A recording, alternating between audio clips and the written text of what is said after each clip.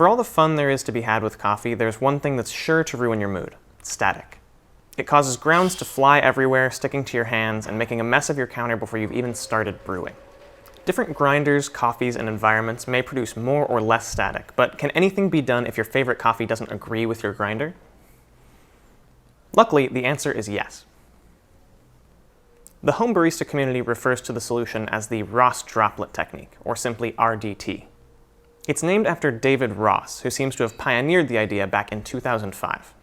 It would be years before the idea took hold amongst the growing home barista community. It started in the home barista forums, where a poster by the name of Chris resurfaced the idea, leading to a thread full of people comparing their pre-RDT results to their results after employing the technique. So, how do you do it? Simply add a couple droplets of water to your beans before grinding them. If you're worried about the idea of putting water into your coffee grinder, you've got good instincts. In truth, grinders are dealing with some amount of water all the time, whether it's from the moisture content of your beans or just from humid air. Think of those few drops of water as a way to simulate a slightly higher humidity inside your grinder.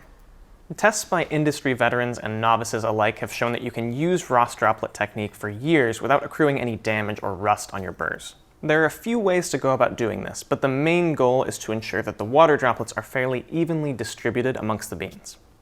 We found the simplest way of doing this is to take a stick, spoon handle, or even just your finger and run it under a tap or dip it in a cup of water. Then just use it to stir your dose of beans in a bowl momentarily before popping them into your grinder. You'll find some sources recommending a spray bottle.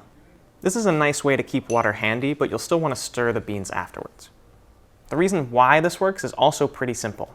Static electricity causes your grounds to fly everywhere because there's an imbalance between the charge of the coffee particles and the charge of the grinder. These charges cause the coffee particles to behave like a bunch of magnets with their north poles facing each other. They repel.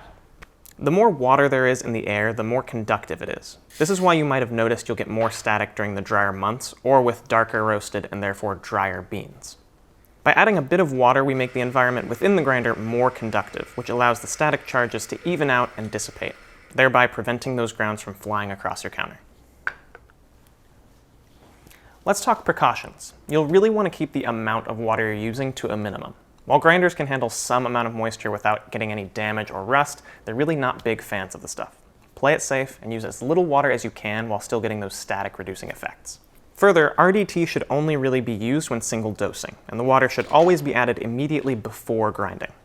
Leaving beans in contact with water for any period of time will result in the flavorful compounds inside breaking down, meaning they won't taste quite as good when you go to brew with them.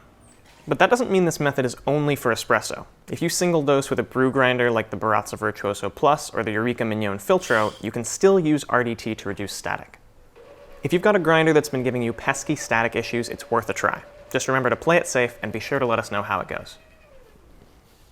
If you're excited to give RDT a try at home, be sure to hit the like button. If you have any other tips for reducing static, I'd be glad to hear about them in the comments below.